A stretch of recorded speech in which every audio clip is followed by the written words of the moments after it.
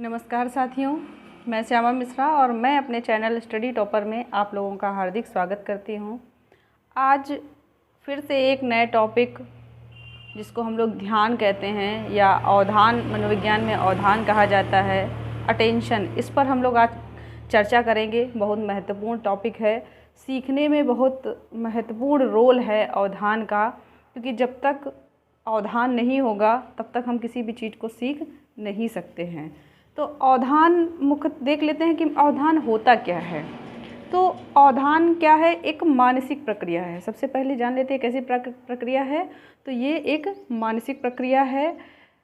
अच्छा, अवधान कहें तो किसी वस्तु पर या किसी व्यक्ति पर या किसी विचार पर अपने ध्यान को केंद्रित करना, या किसी वस्तु पर, किसी व्यक्ति पर, किसी विचार पर अपनी चेतना को केंद्रित करना, अपने मन को केंद्रित करना ध्यान होता है या अवधान कह सकते हैं। यानी किसी वस्तु, किसी व्यक्ति या किसी विचार पर अपनी चेतना को केंद्रित करना या अपने मन को केंद्रित करना अवधान कहलाता है। अच्छा, अवधान महत्वपूर्ण क्यों है? अवधान महत्वपूर्ण इसलिए है क्योंकि जब तक हम किसी विषय वस्तु में, किसी व्यक्ति में, किसी स्थान में ध्यान केंद्रित नहीं करेंगे, अवधान की प्रक्रिया को नहीं अपनाएंगे, तब तक वो हमारी स्मृति में नहीं जा पाएगा। यानी हम देखेंगे तो उसको, लेकिन वो थोड़े समय बाद विस्मृति में चला जाएगा, स्मृति में नहीं जा पाएगा। और आजकल स्मृति की समस्या बहुत हो रही है कि हम कहीं वस्तुओं को रख करके भूल जाते हैं कि हमें याद नहीं आता। ऐसा क्यों? ऐसा ये कि हम अपने आसपास, अपने बाह्य वातावरण में इतने ज़्यादा चीज़ों को इकट्ठा कर लेते हैं, जिनसे क्या होता है कि हमारे ध्यान की प्रक्रिया जो है वो इधर उधर हो जाती है। जैसे अगर कोई स्टूडेंट परीक्षा की तैयारी कर रहा है तो उसके लिए तो वो क्या करता है, बहुत सारी बुक्सें कलेक्ट करके रखता है, अलग अलग नोट्स टीचरों के लेके रखता है कि लाओ इस सर से भी ले लें, उस सर से भी ले लें, ठीक है, जहाँ से भी, दोस्तों से भी ले लें, सबसे कलेक्ट करके रख लेता है। कई सारी बुक्स हैं कि ये सर ने ये सजेस्ट की, वो मैम ने वो सजेस्ट की, वो भी उठा के अपनी मेज पे रख लिया। कई सारे चार्ट, पोस्टर रख लेते हैं। दूसरी बात, कई सारे अब इस समय मोबाइल का गैजेट, ये सब ध्यान को कम करने में, स्मृति को घटाने में सबसे ज़्यादा महत्वपूर्ण रोल ये गैजेट जो हमारा मोबाइल है ये कर रहा है। अब प्रश्न उठता है क्या इसका प्रयोग ना करें? प्रयोग करें, लेकिन सीमित करें, क्योंकि जब गैजेट नहीं था, जब मोबाइल नहीं था, तब भी लोग पढ़ते थे, पठन पाठन की प्रक्रिया तब भी होती थी, तब भी उपाधियाँ मिलती थी, ऐसा नहीं कि अभी से मिलती हैं। तो एक तो सबसे जो बड़ा कारक है वो तो फ़ोन ही है, क्योंकि हम लोग कहीं इंस्टा चला रहे हैं, कहीं फेसबुक चला रहे हैं, कहीं व्हाट्सअप चला रहे हैं, कहीं ये ऐप, वो ऐप, दुनिया का ऐप यूज़ करते हैं। उससे क्या होता है, हमारा दिमाग 10 जगह डिवाइड हो जाता है। उसके बाद जब हम पढ़ने के लिए बैठते हैं तो कई प्रकार की बुक्स रख लेते हैं, कई सारे टीचर्स के नोट्स रख लेते हैं, कई सारे टीचर्स की वीडियो देखते हैं। उसमें क्या होता है कि हमारा ध्यान इधर उधर डिस्टर्ब हो जाता है। 1 सेकंड कहीं लगा, 1 सेकंड कहीं लगा, 1 सेकंड कहीं।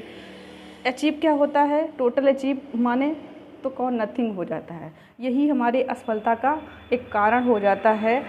तो अब हमें ये करना है कि हम अपना ध्यान कंसंट्रेट कैसे करें? तो चीज़ों की, वस्तुओं की मात्रा को सीमित करें। अगर आप बुक्स पढ़ रहे हैं, अगर आपको सक्सेस होना है, आप बुक्स पढ़ रहे हैं तो किसी एक सफिशिएंट राइटर की पढ़ें, नोट्स ले रहे हैं सफिशिएंट टीचर का लें, लेक्चर वीडियो देख रहे हैं सफिशिएंट टीचर का देखें, और देखें जिसका देख रहे हैं उस पर आप बिलीव करें, वो आपको आपके लक्ष्य तक पहुंचाएगा। तो ध्यान जब आपका सही होगा तो स्मृति भी सही होगी, स्मृति सही होगी तो आप अच्छे से परीक्षाओं में अपना प्रदर्शन अच्छा कर पाएंगे। तो बहुत इम्पॉर्टेंट टॉपिक है सीखने में, अधिगम में, और इसमें जो महत्वपूर्ण इसमें योगदान देती है वो है आपकी अभिप्रेरणा और रुचि। रुचि और अवधान दो ऐसे हैं भी, क्योंकि अवधान के बाद जस्ट बाद हम लोग रुचि पढ़ेंगे। रुचि को अभिरुचि भी वैज्ञानिक भाषा में कहा जाता है। तो रुचि और अवधान दोनों एक दूसरे के पूरक हैं, क्योंकि जब तक इंटरेस्ट नहीं होगा तब तक ध्यान नहीं होगा, ठीक है, और जब तक ध्यान नहीं होगा तब तक अधिगम नहीं होगा। अभिप्रेरणा भी महत्वपूर्ण होती है इसमें। जब तक हम प्रेरित नहीं हैं तब तक हमारा ध्यान कहीं नहीं जाएगा, और ध्यान नहीं होगा तो लर्निंग नहीं होगी, अधिगम नहीं होगा। ये सारे महत्वपूर्ण प्रक्रियाएं हैं, मानसिक प्रक्रियाएं हैं। आइए देखते हैं टॉपिक में जो महत्वपूर्ण है, जहाँ से प्रश्न बन सकते हैं। आपको अधिक से अधिक प्रयास कर रहे हैं कि टॉपिक क्लियर हो जाए। तो अपने टॉपिक पे चलते हैं। देखिए, सर्वप्रथम अवधान या ध्यान पे जो कार्य किया था या इसको जो बढ़ाने का श्रेय जाता है वो जाता है विलियम हैमिल्टन को। किसको जाता है? विलियम हैमिल्टन को जाता है। इन्होंने सन 1859 में 1859 में अवधान विस्तार पर कार्य किया था। तो सर्वप्रथम श्रेय जाता है विलियम हैमिल्टन को। इन्होंने 1859 में अवधान विस्तार पर कार्य किया था। अच्छा, देख लीजिए, यह एक मानसिक प्रक्रिया है। अवधान कैसी प्रक्रिया है? तो मानसिक प्रक्रिया है। अच्छा, अब डेफिनेशन, कुछ प्रमुख डेफिनेशन देख लेते हैं। जैसे कि डम्बिल महोदय की बहुत फेमस डेफिनेशन है। इन्होंने क्या कहा है कि एक ही वस्तु पर चेतना का केंद्रीकरण, जब हम किसी एक ही वस्तु, एक ही व्यक्ति, एक ही विचार पर अपनी चेतना को केंद्रित करते हैं तो उसे क्या कहते हैं? अवधान कहते हैं। ठीक है, डम्बिल की फेमस परिभाषा है ये। मन ने क्या कहा है कि अवधान एक अभिप्रेरणात्मक प्रक्रिया है। अवधान कैसी है? अभिप्रेरणात्मक प्रक्रिया है या अभिप्रेरणा युक्त प्रक्रिया है। ये किसने कहा है? मन ने कहा है। ये डेफिनेशन बड़ी आसानी से आपको याद हो जाएगी कि अवधान को अभिप्रेरणा युक्त प्रक्रिया किसने कहा है? तो मनोवैज्ञानिक मन ने कहा है। उसके बाद रास की डेफिनेशन देख लेते हैं। रास महोदय ने क्या कहा है कि अवधान विचार की वस्तु को मस्तिष्क में लाने की प्रक्रिया, यानी हम जिस पर सोचना चाहते हैं, जिसके बारे में सोचना चाहते हैं, उस वस्तु को अपने मस्तिष्क में लाने की प्रक्रिया को क्या कहते हैं? अवधान कहते हैं। मैकडूगल की डेफिनेशन देख लीजिए। मैकडूगल महोदय ने कहा है कि अवधान उस इच्छा या चेष्टा को कहते हैं, अवधान उस इच्छा या चेष्टा को कहते हैं जिसका प्रभाव हमारी ज्ञान प्रक्रिया पर पड़ता है, जिसका प्रभाव हमारी सीखने की प्रक्रिया पर पड़ता है। यानी अवधान क्या है? एक इच्छा कहें या चेष्टा, यानी प्रयास कहें। चेष्टा माने क्या होता है? प्रयास। तो अवधान एक ऐसी इच्छा है या एक ऐसा प्रयास है जिसका प्रभाव हमारे सीखने पर पड़ता है, हमारे ज्ञान लेवल पर पड़ता है। ये मैकडूगल की डेफिनेशन है। ये चारों डेफिनेशन जो है बहुत महत्वपूर्ण है, आप इनको देख लीजिए और नोट कर लीजिए। देखिए, अवधान के मुख्यतः दो प्रकार होते हैं। एक ऐच्छिक अवधान और दूसरा अनैच्छिक अवधान। मुख्य दो प्रकार होते हैं, ऐच्छिक अवधान और अनैच्छिक अवधान।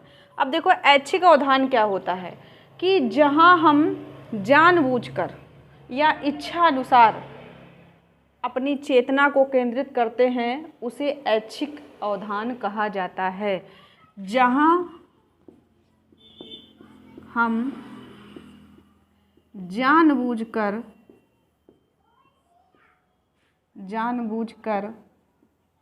या इच्छा अनुसार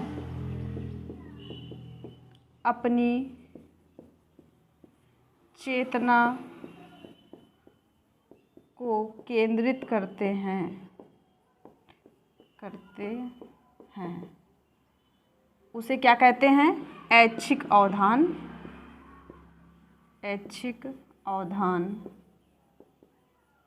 कहते हैं। जहाँ जानबूझकर कि हमें, अच्छा, ये किस पर आधारित होती है? हमारी रुचि पर, कि हमें किस चीज़ पर अपना ध्यान केंद्रित करना है और किस पर अपना ध्यान केंद्रित नहीं करना, ये मेरे ऊपर डिपेंड करेगा। तो वही है कि जहाँ हम जानबूझकर या अपनी इच्छा अनुसार अपनी चेतना को किसी वस्तु पर केंद्रित करते हैं, उसे क्या कहते हैं? ऐच्छिक अवधान कहते हैं। इसमें अपनी स्वयं की इच्छा पर डिपेंड करता है। ठीक है। और जहाँ मतलब ऐसे ही स्वाभाविक रूप से ही हमारी चेतना का केंद्रीकरण कहीं हो जाता है, उसे हम क्या कहते हैं? अनैच्छिक अवधान करते हैं। जहाँ हमारी इच्छा या रुचि की कोई आवश्यकता नहीं होती है। जैसे शोर को सुनकर, तेज आवाज़ को सुनकर हमारा पलट जाना, उस तरफ देखने लगना, ये कैसा होता है? अनैच्छिक अवधान होता है। ठीक है। ये किस पर आधारित होता है? ये कैसा होता है? जन्मजात होता है, स्वाभाविक होता है और हमारी मूल प्रवृत्तियों पर आधारित होता है। ठीक है। अब देखते हैं एनसीईआरटी के अनुसार, एनसीईआरटी ने अवधान के जो प्रकार बताए हैं। अच्छा हाँ, इसमें एक तीसरा प्रकार और है जिसको हम लोग कहते हैं अभ्यासित अवधान। अभ्यासित यानी किसी भी चीज़ का जब हम बार बार प्रयोग करते हैं तो वो किसके अंतर्गत आता है? अभ्यासित अवधान के अंतर्गत अभ्यासित अवधान के अंतर्गत आता है। किसी चीज़ पर बार बार उसी चीज़ का जब रिपीटेशन हमारे साथ होता है, बार बार एक ही क्रिया को जब हम करते हैं तो क्या होती है? वो क्रिया हमारी आदत बन जाती है। क्या बन जाती है? आदत बन जाती है। तो उसे क्या कहते हैं? अभ्यासित अवधान। जैसे जिन लोगों को सुबह उठकर जल्दी चाय पीने की आदत है, तो जैसे ही वो उठते हैं वैसे तुरंत उनका ध्यान किस पे जाता है? चाय पर। तो क्योंकि ये क्या होती है? अभ्यासित अवधान है। ना तो ये ऐच्छिक है और ना ही अनैच्छिक है, ये कैसा है? अभ्यासित अवधान होता है, क्योंकि हम इसका अभ्यास करते हैं डेली सुबह उसी टाइम उसी रूटीन में हम चाय पीते हैं, तो वो मेरी आदत बन जाती है। ठीक है। दूसरा, जैसे अभ्यासित अवधान के अंतर्गत क्या होता है? जैसे बच्चे हैं, अगर हम बच्चों को एक फ़िक्स समय पर, जैसे बहुत से बच्चों की ये कंप्लेंट रहती है कि मैम मेरा पढ़ने में मन नहीं लगता है, मैम जैसे हर चीज़ की आदत, हमारे खेलने की आदत होती है, बाहर घूमने की आदत होती है, अच्छा खाने की आदत होती है, अच्छे कपड़े पहनने की मन करता है, ऐसे पढ़ने का मन क्यों नहीं करता है? तो उसके पीछे होता है कि आप आदत बनाइए। एक ही चीज़ को जब बार बार आप उसका अभ्यास करेंगे तो वो आपकी आदत बन जाए। आदत क्या होती है? किसी एक चीज़ का बार बार रिपीटेशन करना क्या होती है? आदत होती है। ठीक है। तो आदत अगर बना लेंगे तो उसी टाइम आपका जो ध्यान है वो उस टाइम जाएगा। जैसे मान लीजिए एक बच्चा है, एक बच्चा, उसके पेरेंट्स, बच्चे का मन नहीं लग रहा है पढ़ने में, ध्यान नहीं है उसका, तो क्या करें? तो पेरेंट्स जो हैं उस बच्चे को एक टाइम फिक्स कर दें कि शाम को 5 से 7 बजे तक आपको पढ़ना है। तो 5 से 7 या 5 से 6 बजे तक 1 घंटे का टाइम निकाला है, तो डेली ठीक उसी समय पर आपको बच्चे को पढ़ने के लिए बोलना है और बैठाना है और साथ में उसके खुद स्वयं बैठना है। ये प्रक्रिया अगर आप 21 दिन तक करते हो, आदत का एक नियम है कि जब आदत बनती है तो उसके लिए भी 21 दिन का समय चाहिए। और अगर आदत कोई आदत आपकी गलत हो गई है, उस आदत को अगर आपको छोड़ना है तो उसके लिए भी 21 दिन का समय चाहिए, और नियमित चाहिए, और संयम चाहिए, उस धैर्य चाहिए, मतलब उस चीज़ को करने के लिए। तो 21 दिन तक अगर आप किसी भी चीज़ का अभ्यास करते हैं तो वो आपकी आदत बन जाएगी। तो बच्चे को आपको कम से कम 21 दिन डेली ठीक 5 से 6 के बीच में, 5 बजे बिठाना है, 6 बजे छोड़ना है।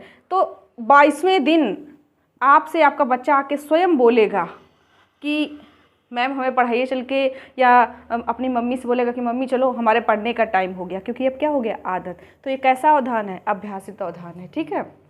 अब देखिए एनसीईआरटी के अनुसार अवधान के प्रकार, एनसीईआरटी ने 2 प्रकार के अवधान बताए हैं।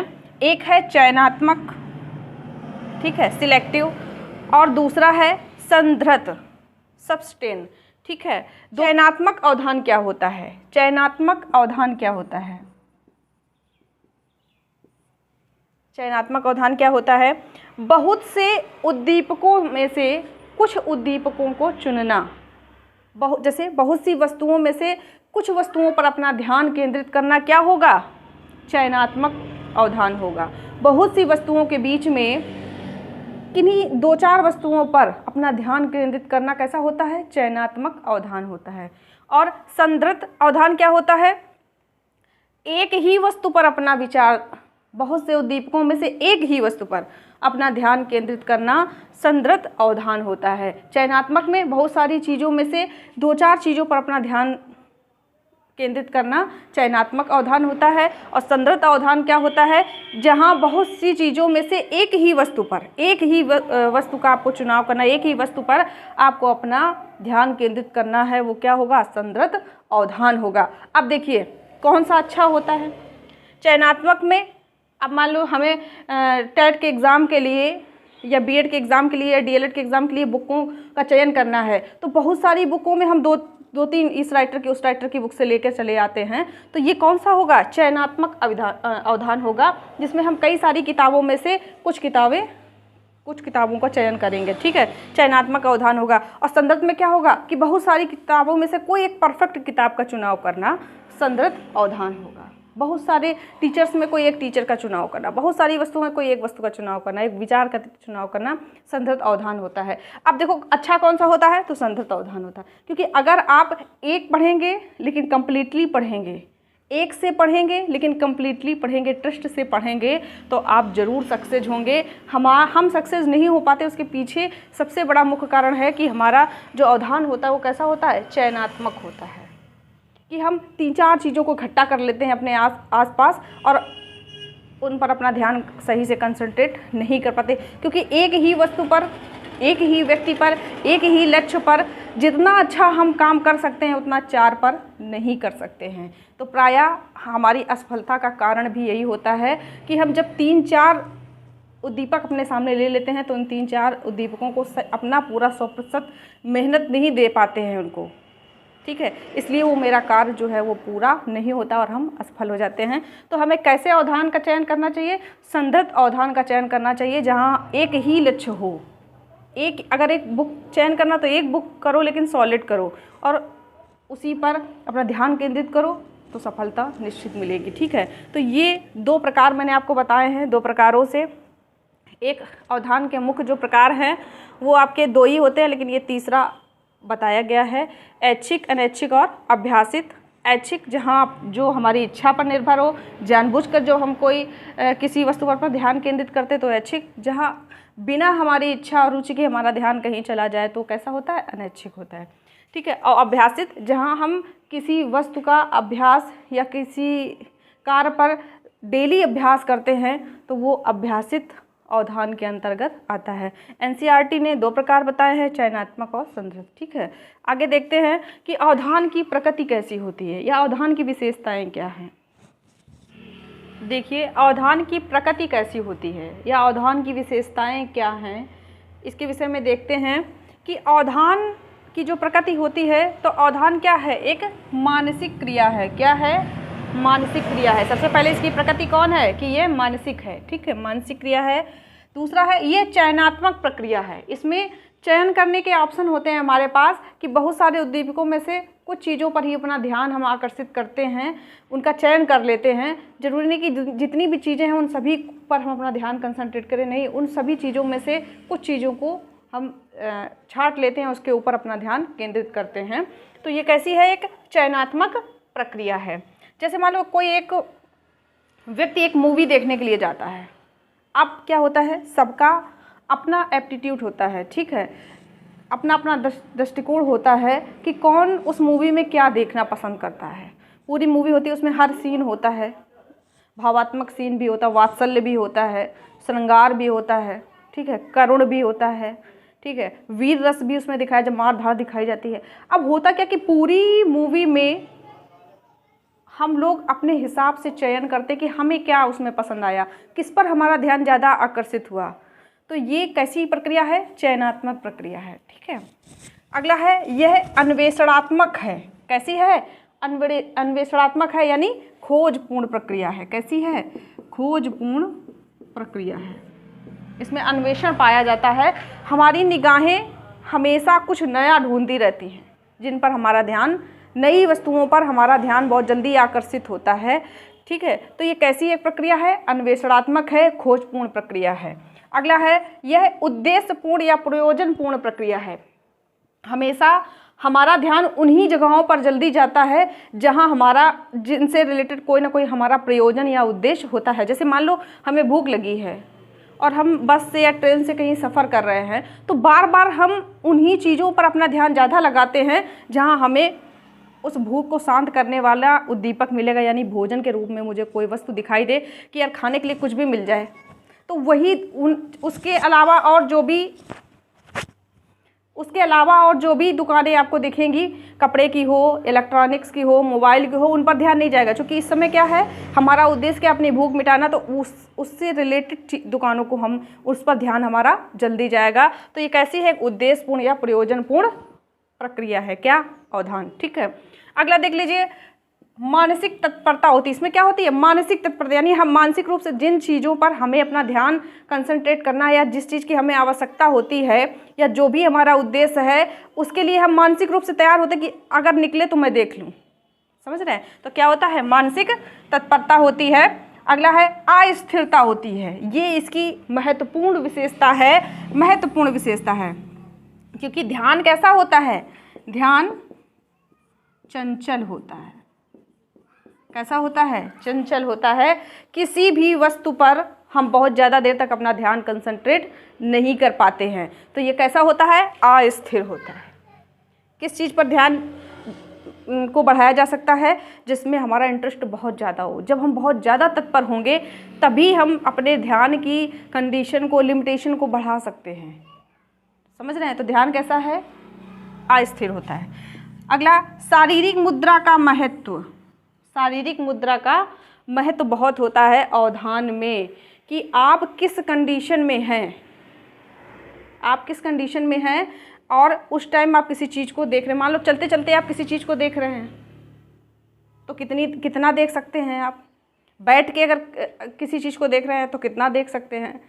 समझ रहे हैं। चलते चलते किसी चीज़ को याद करना या बैठे बैठे किसी चीज़ को याद करना, दोनों में डिफरेंस होता है। तो शारीरिक मुद्रा का बहुत महत्व होता है इसमें। दूसरा एक चीज़ और भी होती है, शारीरिक मुद्रा एक और होता है कि शारीरिक मुद्रा या शारीरिक हलचल भी हमारा ध्यान आकर्षित करती है। जैसे कोई व्यक्ति खड़ा है तो उसके ऊपर हमारा ध्यान चाहे देर में जाए, लेकिन कोई भागता हुआ जा रहा है तो उस पर हमारा ध्यान जल्दी चला जाता है। ठीक है। तो शारीरिक मुद्रा का महत्व। अगला है विश्लेषणात्मक तथा संश्लेषणात्मक। इसकी जो प्रकृति है या इसकी जो विशेषताएं हैं, ये विश्लेषणात्मक भी होता है, यानी चीज़ों का विश्लेषण भी करता है, और संश्लेषणात्मक भी होता है कि चीज़ों का विश्लेषण करके उसको पुनः जोड़ने का प्रयास भी करता है। तो संश्लेषणात्मक भी होता है। अगला है सकारात्मक भी है और नकारात्मक भी है। ऐसा नहीं कि हम केवल हमारा ध्यान अच्छी अच्छी वस्तुओं पर ही जाता है, नकारात्मक वस्तुओं पर, नेगेटिव चीज़ों पर भी हमारा ध्यान जल्दी जाता है। जैसे कोई व्यक्ति है हमारे सामने बहुत अच्छे कपड़े पहन के निकल रहा है तो भी हमारा ध्यान आकर्षित होगा, यार ये बहुत अच्छी ड्रेस पहने हैं। और अगर कोई हमारे सामने एकदम अजीब से कपड़े फटे उटे पहने हैं या ऊंचे नीचे पहने हैं या गंदे पहने हैं, उस पर भी ध्यान बहुत जल्दी जाता है। तो ये कैसा है, सकारात्मक भी है और नकारात्मक भी है, विश्लेषणात्मक भी है और संश्लेषणात्मक भी है। ये अवधान की प्रकृति या विशेषताएं हैं। नोट कर लीजिए। देखिए, अवधान को प्रभावित करने वाले कारक। अवधान को कौन कौन से ऐसे कारक हैं जो प्रभावित करते हैं? तो दो प्रकार के कारक होते हैं, एक अंतः कारक होते हैं, आंतरिक कारक जिनको बोलते हैं, एक बाह्य कारक होते हैं जो बाहरी रूप से हमारे ऊपर अपना प्रभाव डालते हैं, और आंतरिक कारक जो होते हैं वो आंतरिक रूप से, है ना, हमारे ऊपर अपना प्रभाव डालते हैं। और देखो, अवधान को प्रभावित करने वाले जो बाह्य कारक हैं उनको देख लेते हैं पहले। तो बाह्य कारक जो है, तो उसमें जो सबसे महत्वपूर्ण है, ठीक है, इम्पॉर्टेंट है, वो कौन है? वातावरण। वातावरण, ठीक है। ये कैसा कारक है? बाह्य कारक है। यानी हम जिस जगह पर रहते हैं वहाँ का वातावरण क्या है, या हम किसी चीज़ पर अपना कंसंट्रेट करना चाहते हैं, ध्यान केंद्रित करना चाहते हैं, तो जिस वस्तु पर या जिस व्यक्ति पर, जिस स्थान पर, जिस विचार पर अपना ध्यान केंद्रित करना चाहते हैं, उस जगह का वातावरण कैसा है, ये बहुत इम्पॉर्टेंट है। अगर वातावरण सही है तभी हम अपना ध्यान केंद्रित कर सकते हैं। अगर वहाँ का वातावरण सही नहीं है, बहुत ज़्यादा शोर हो रहा है, ठीक है, या आपस में बहुत ज़्यादा आवाज़ें आ रही हैं, तो उस जगह पर अपना ध्यान केंद्रित करना मुश्किल हो जाता है, ठीक है। तो सबसे महत्वपूर्ण कारक कौन है? वातावरण है। उसके बाद देख लीजिए गति।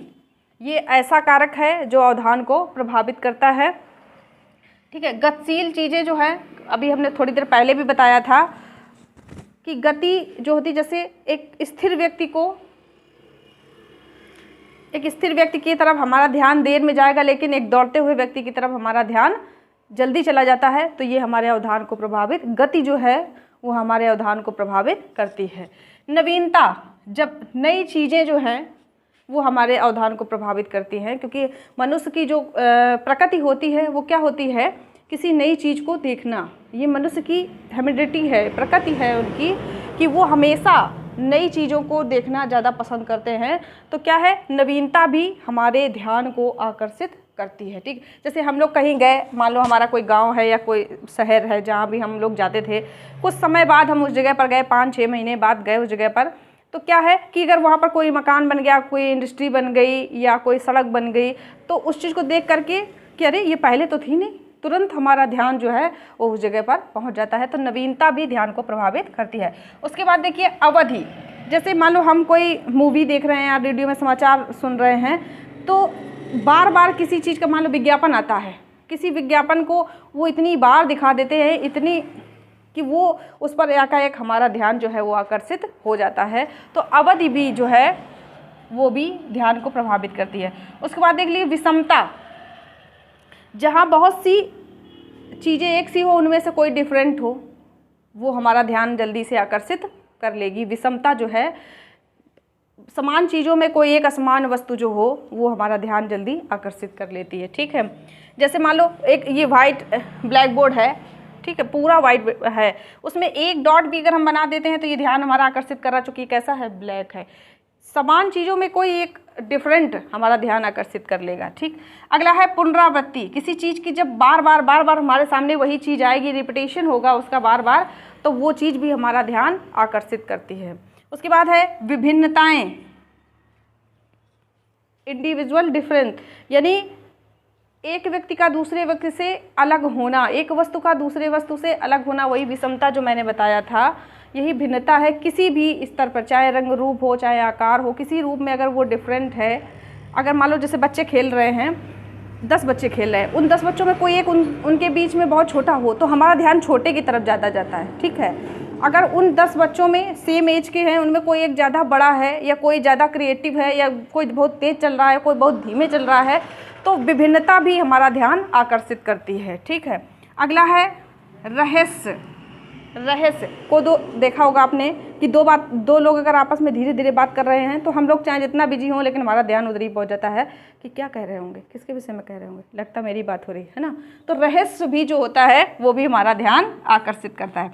उसके बाद देख लीजिए परिवर्तन, जो पुराना था उसमें अगर कुछ नया बदलाव होगा, मैंने बताया जैसे मान लीजिए हम गांव शहर कहीं जाते हैं, कुछ दिन बाद जाते हैं, अगर वहाँ कोई नया निर्माण होता है तो क्या होता है, वो क्या होता है, वहाँ के लिए परिवर्तन होता है। या मान लो कोई पुराना घर है, पहले वाइट था, उसने कलर करा लिया, अब उस पर कोई दूसरा कलर हो गया, तो हम जाएंगे तो तुरंत उस जगह पर हमारा ध्यान जाएगा, क्योंकि पहले उसका कलर जो था वो हमारे माइंड में सेट था, अब उसका कलर बदल गया है।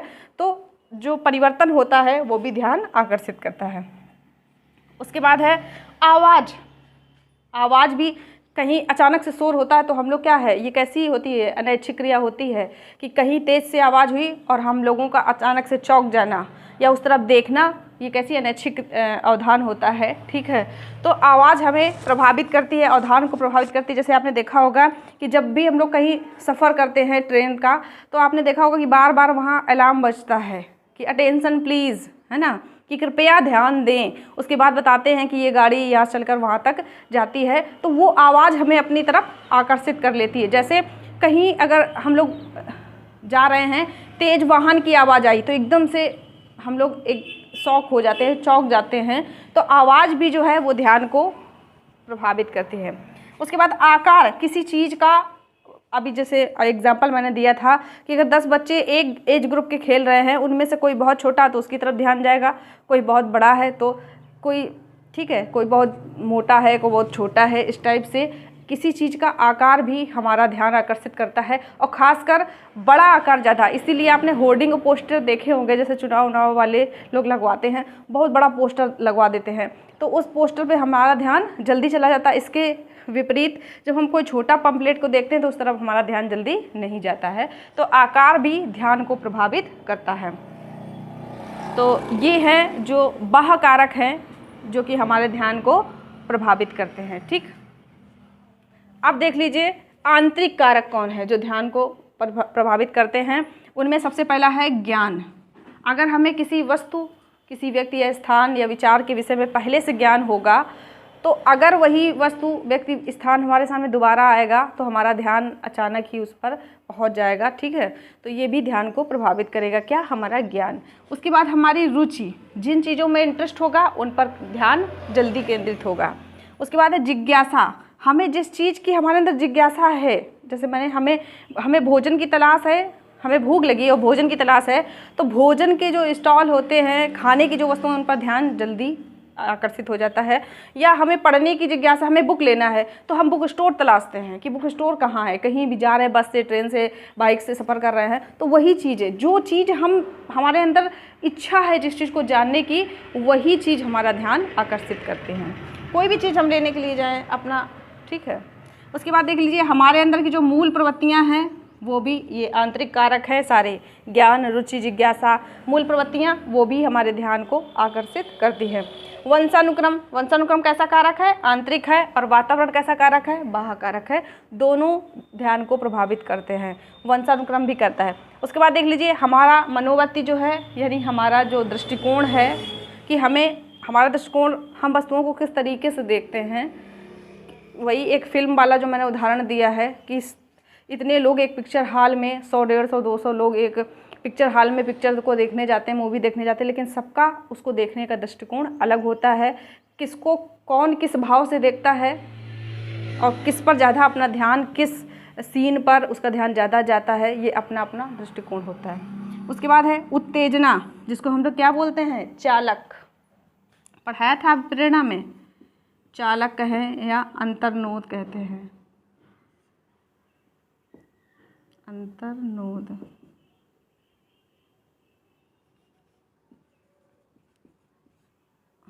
अंतर्नोद, ठीक है। उत्तेजना भी ध्यान को प्रभावित करती है। किसी भी कार्य को करने के लिए हम जितने ज़्यादा उत्तेजित होंगे, जितने ज़्यादा मोटिवेट होंगे, अभिप्रेरणा भी कह सकते हैं हम यहाँ पर। अभिप्रेरणा मैंने शायद लिखा नहीं है, मैं अभिप्रेरणा लिखे दे रही हूँ, उत्तेजना अभिप्रेरणा भी लिखे दे रही हूँ। जितना ज़्यादा हम मोटिवेट होंगे उतना ही ज़्यादा उस वस्तु पर हमारा ध्यान कंसंट्रेट होगा। तो अभिप्रेरणा भी आंतरिक कारक है और हमारे ध्यान को, अवधान को प्रभावित करती है। संवेग, हमारे जो संवेग हैं वो भी अवधान को प्रभावित करते हैं। अवबोध यानी हमारी समझ, अवबोध मतलब क्या होता है? हमारी समझ भी अवधान को प्रभावित करती है। हमारी आवश्यकता भी अवधान को प्रभावित करती है, जिस चीज़ की ज़रूरत होगी उसी तरफ हमारा ध्यान जाता है। हमारी आदतें, ठीक है, आदतें भी अवधान को प्रभावित करती हैं। और हमारे उद्देश्य या लक्ष्य जो हैं वो भी अवधान को प्रभावित करते हैं। तो ये हैं आपके आंतरिक कारक और ये हैं बाह्य, जो बाहरी रूप से हमारे ऊपर वर्क करते हैं उन्हें बाह्य कारक कहते हैं, ठीक है। ये जैसे मूल प्रवृत्तियों को मैं एक एग्जांपल दूं आपको। आंतरिक कारक में है कि मूल प्रवृत्तियाँ अवधान को प्रभावित करती हैं। आप देखिए ज़रा, कोई को माचिस है और माचिस के ऊपर पता लगा कोई अभिनेत्री की फ़ोटो लगा देते हैं, या कोई भी खाने पीने की चीज़ है उस पर किसी अभिनेता या अभिनेत्री का फ़ोटो लगा देते हैं। क्या मतलब है उससे? उसका मतलब ये है कि उस अभिनेता या अभिनेत्री को देखने की हमारी जो मूल प्रवृत्ति है, वो जानते हैं कि तुम इसको देखोगे ज़रूर, और देखोगे तो उस चीज़ को लोगे ज़रूर। किसी भी चीज़ का प्रचार कराने के लिए क्या करते हैं कि या तो कोई ऐसा स्टंट वाला सीन उस पर लगा देंगे, या ठीक है, और या क्या कर देंगे, किसी अभिनेत्री की फ़ोटो उस पर लगा देते हैं। जैसे हम लोग जाते हैं कहीं, देखते पोस्टर जो लगे होते हैं, किसी भी चीज़ का प्रचार कर रहे हैं, चाहे वो साबुन का हो, चाहे तेल का हो, चाहे मंजन का हो, या ज्वेलरी का हो, या कपड़े का हो, बड़ी सुंदर महिला का चित्र वहाँ पर लगा देते हैं। या आपने देखा होगा कि थम्स अप और पेप्सी का प्रचार करने के लिए सलमान खान और शाहरुख खान, इनका सबका प्रयोग किया जाता है। साबुन का प्रचार करने के लिए किया जाता है, क्योंकि इनको, हमारी मूल प्रवृत्ति है दूसरों की नकल करना। तो वो जो करके दिखा रहे हैं, हमें लगता है हाँ ये अगर इस साबुन से नहा रहे हैं इसीलिए ये इतने अच्छे, इतने सुंदर दिखते हैं, लाओ हम भी ट्राई करते हैं। ये इस चीज़ का प्रचार कर रहे हैं तो इसका मतलब ये चीज़ अच्छी है, लाओ हम भी इसको ट्राई कर लेते हैं। ये हमारी मूल प्रवृत्ति है दूसरों का अनुकरण करना। तो मूल प्रवृत्तियाँ भी हमारे ध्यान को प्रभावित करती हैं। चलिए आगे देखते हैं। देखिए अब पॉइंट है, महत्वपूर्ण है कि बालकों में अवधान को कैसे बढ़ाया जाए, क्या उपाय हैं उसके। शिक्षा में अवधान का प्रयोग हम कैसे करें जिससे जो अधिगम हो वो स्थायी हो जाए, ठीक है, बच्चों के व्यवहार में परिवर्तन हो जाए। तो शिक्षा में अवधान का क्या रोल है, आंतरिक रूप से बाहर रूप से कैसे अवधान कार्य करता है, कौन से कारक हैं जो प्रभावित करते हैं।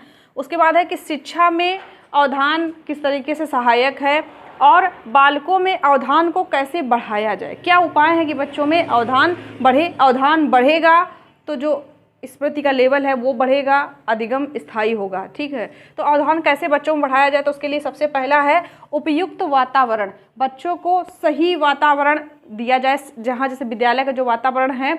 अब मान लीजिए कि बच्चों को जब जैसे पहले की जो शिक्षा प्रणाली थी, वैदिक कालीन शिक्षा प्रणाली थी, या अगर हम कल्पना ही कर लो, अगर नहीं देख सकते तो कल्पना कर लो कि रविन्द्रनाथ टैगोर का जो शांति निकेतन था, शांति निकेतन का जो वातावरण था, आप बुक्सों में पढ़ लीजिए या आप यूट्यूब वगैरह पे अगर मिल जाए देखने को तो देख लीजिए कि शांति निकेतन का वातावरण कैसा था। वो खुले में बच्चों को पढ़ाते थे, पेड़ों के नीचे पढ़ाते थे, बढ़िया प्राकृतिक दृश्य होता था। अब क्या है, बंद चार दीवारी में बच्चों को पढ़ाया जा रहा है। तो वहाँ का बच्चे अगर देखेंगे, दीवारों को, ईंटों को देखेंगे, ठीक है, कलर देखेंगे, इनको देखकर उनके अंदर कौन सी जिज्ञासा जनरेट होगी। बाहर बैठते थे तो अगर उन्होंने 4 प्रकार की पत्तियां देख ली तो ही जिज्ञासा कि ये पत्ती छोटी क्यों, वो बड़ी क्यों, ये इसका कलर थोड़ा हल्का क्यों, उसका ज़्यादा क्यों, यानी जिज्ञासा जनरेट होती थी। घास देखते थे, ये घास इस तरीके कैसी, वो इस तरीके कैसी, हवा कैसे चलती है, पत्ते कैसे डुलते हैं, तो कई सारी जिज्ञासाएँ। अब रूम में बैठ के कौन सी जिज्ञासा आएगी बताइए। तो उपयुक्त वातावरण भी होना चाहिए, विद्यालय भवन कैसा है इस चीज़ का भी इफेक्ट पड़ता है। दूसरी बात, वहाँ बहुत ज़्यादा शोर और तो नहीं है आसपास, कहीं कोई ऐसी जैसे मान लीजिए कहीं कोई डीजे की आवाज़ तो नहीं आ रही, ज़्यादा शोर शराबा तो नहीं हो रहा, वाहन की आवाज़ तो नहीं आ रही। ये सारी चीज़ें देखनी पड़ेगी, तभी बच्चों का ध्यान जो है वो कंसंट्रेट हो पाएगा। तो सबसे पहला है उपयुक्त वातावरण। दूसरा है रोचक पाठ्य वस्तु। अगर वही घिसी पिटी टीचर आए, चलो किताब खोलो, ले ये नोट करो, तो बच्चे क्या डेली रूटीन का काम तो करते हैं लेकिन कुछ नया नहीं सीख पाते। नया सिखाना है तो क्या करना होगा, पाठ्य वस्तु को रोचक बनाएंगे तो उनका ध्यान अपने आप केंद्रित हो जाएगा आपकी तरफ। ठीक है, पाठ्य वस्तु को रोचक बनाना है, उसके लिए क्या हम TLM का प्रयोग कर सकते हैं, जिसको देख करके बच्चों का ध्यान आसानी से अपनी तरफ अट्रैक्ट किया जा सकता है। नवीन शिक्षण विधियों का प्रयोग करना है, बस वो व्याख्या कौशल, प्रश्नोत्तर कौशल नहीं, इसके अलावा जो आपकी फ्रॉबिल की शिक्षण विधि है, मारिया मॉन्टेसरी की है, डाल्टन प्रणाली है, प्रोजेक्ट प्रणाली है, ये ऐसी शिक्षण विधियां हैं जिनका प्रयोग करके शिक्षण को प्रभावी बनाया जा सकता है। और अगर नवीन शिक्षण विधियों का प्रयोग करेंगे तो बच्चों का अटेंशन जो है, ध्यान जो है वो जल्दी केंद्रित होगा। ठीक है, तो नवीन शिक्षण विधियाँ।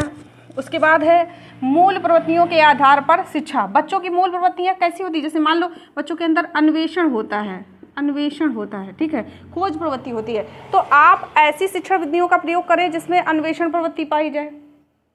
बच्चे अनुकरण द्वारा सीखते हैं, मूल प्रवृत्ति है उनकी अनुकरण के द्वारा सीखते हैं। तो जो शिक्षक है वो अपना व्यवहार ऐसा रखे जिससे बच्चे उनको देख करके वैसे ही व्यवहार को अपने जीवन में लागू कर सके। ठीक है, तो मूल प्रवृत्तियों के आधार पर शिक्षा का पैटर्न रखना चाहिए कि बच्चों की मूल प्रवृत्तियाँ कैसी हैं, कितना, कैसे, कब वो सीख सकते हैं, इस चीज़ का ध्यान शिक्षक को होना चाहिए। अगला है छात्रों में रुचि जागृत करके जो भी पाठ्य वस्तु बना रहे आपने ली है उसको सबसे पहले रोचक बनाइए, नवीन शिक्षण विधियों का प्रयोग करिए। उसके बाद जब आप ये 2 स्टेप फॉलो कर लेंगे तो तीसरा अपने आप हो जाएगा, छात्रों में रुचि जनरेट हो जाएगी। ठीक है, अगला है पूर्व ज्ञान को नवीन ज्ञान से जोड़कर पढ़ाइए। बहुत महत्वपूर्ण है हमेशा कि पूर्व ज्ञान को नवीन ज्ञान से जोड़कर ही पढ़ाना चाहिए। ठीक है, अगला है शिक्षक का व्यवहार। मैंने बताया शिक्षक जो है वो संपूर्ण होता है, समाज का निर्माता होता है, भाग्य विधाता होता है। तो शिक्षक का व्यवहार बहुत महत्वपूर्ण है। एक शिक्षक को हमेशा सहयोगात्मक व्यवहार एक छात्र के साथ करना चाहिए। ठीक है, उसे ज़्यादा से ज़्यादा अवसर देने चाहिए कि वो अन्वेषण करके सीखे, उसको हमेशा प्रोत्साहित करिए, आप एक मार्गदर्शक के रूप में कार्य करिए। ठीक है, अगला है बालकों की क्रियाशीलता पर बल। बच्चों को हमेशा क्रियाशील बनाइए, उन्हें खुद सीखने के अवसर प्रदान करिए तो उनका ध्यान अपने आप बढ़ेगा, कंसंट्रेट बढ़ेगा। ठीक है, क्रियाशील बनाइए। अगला है व्यक्तिगत विभिन्नता के आधार पर। ये देख लीजिए कि हर बच्चा एक दूसरे से विभिन्न है, चाहे वो बौद्धिक हो, चाहे व्यक्तित्व हो, चाहे चिंतन हो, चाहे कल्पना हो, चाहे स्मृति हो, चाहे ध्यान हो, डिफरेंट हैं हम एक दूसरे से, चाहे शारीरिक हो चाहे मानसिक रूप से। तो इस चीज़ को हमेशा ध्यान में रख कर ही आप अगर पाठ्य वस्तु को बनाएंगे, पढ़ाएंगे, शिक्षण विधियों को सही प्रयोग करेंगे तो ध्यान अपने आप बालकों में बढ़ेगा। अगला है उपयुक्त समय सारणी, क्योंकि समय सारणी ऐसी होनी चाहिए जिससे बच्चों को थकान ना हो। लगातार सैद्धांतिक विषय पढ़ाने से बच्चों के अंदर थकान जनरेट हो जाएगी। तो ये कम्बिनेशन बनाना है कि सैद्धांतिक और तार्किक विषयों को कैसे और कब लगाना है, बच्चों को इससे थकान ना हो। इंटरेस्टेड अगर कंटेंट होगा, पाठ्य वस्तु जो है रोचक होगी तो बच्चों में थकान नहीं होगी। थकान नहीं होगी अगर तो ध्यान कंसंट्रेट होगा, बच्चों का ध्यान बढ़ेगा। ठीक है, तो इस तरीके से ये जो विधियाँ मैंने बताई इनको अपना करके बच्चों के अंदर ध्यान को बढ़ाया जा सकता है। ध्यान कम क्यों होता है, बच्चों को तो छोड़िए, बड़ों का क्यों कम होता है? क्योंकि हम अपने आसपास इतनी ज़्यादा अपने आप को कंजेस्टेड कर लेते हैं, इतनी ज़्यादा चीज़ें एक साथ जानने का प्रयास करते हैं कि एक साथ जानने के चक्कर में हम हर चीज़ को छोड़ते चले जाते हैं, किसी भी चीज़ को पूर्णतया नहीं जान पाते हैं। तो किसी भी वस्तु को, किसी भी विचार को अगर हम सही से समझना चाहते हैं तो हमारे पास जो कंटेंट होना चाहिए, जो बिंदु होने चाहिए वो सीमित होने चाहिए, तभी हम किसी चीज़ को अच्छे से सीख पाएंगे। ठीक है, उस पर अपना 100% दे पाएंगे। और जब तक हम किसी चीज़ पर अपना 100% नहीं देंगे, पूर्ण लगन उसमें नहीं लगाएंगे, 4 चीज़ों में भटकते रहेंगे, ये भी कर लें, वो भी कर लें, ये भी पढ़ लें, वो भी पढ़ लें, तब तक हमें सफलता नहीं मिलेगी। ठीक है, तो उम्मीद करते हैं आज का टॉपिक आपके लिए बहुत महत्वपूर्ण होगा। मनोविज्ञान को इंटरेस्ट के साथ पढ़िए, कोई नया विषय नहीं है। जो मनोविज्ञान व्यवहार का विज्ञान है, जो हम डेली अपने जीवन में व्यवहार करते हैं, जो हमारी मूल प्रवृत्तियां हैं, जो हमारे अंदर के आंतरिक गुण हैं, वही तो मनोविज्ञान है। इसमें कुछ नया नहीं है, समझ रहे हैं? तो इंटरेस्ट के साथ पढ़िए, अपने जीवन से जोड़ कर पढ़िए कि अवधान क्या है, हम कैसे, हमारे अंदर का अवधान लेवल इस समय कैसा है, क्यों हमारा अवधान कम हुआ है, कैसे अवधान को बढ़ाया जाए। अपने आप से जोड़ के पढ़िए, अपने आप टॉपिक क्लियर हो जाएगा। कुछ भी इसमें वो नहीं है कि नहीं ये हेडिंग कठिन, वो हेडिंग कठिन, ये टॉपिक कहाँ से आया, वो टॉपिक। अपने आप से, अपने जीवन से जोड़ के पढ़िए, क्योंकि मनोविज्ञान व्यवहार का विज्ञान है। इंटरेस्ट के साथ पढ़िए, अब मोटिवेट होकर पढ़िए। ठीक है, स्वस्थ रहिए, मस्त रहिए। Thank you for watching.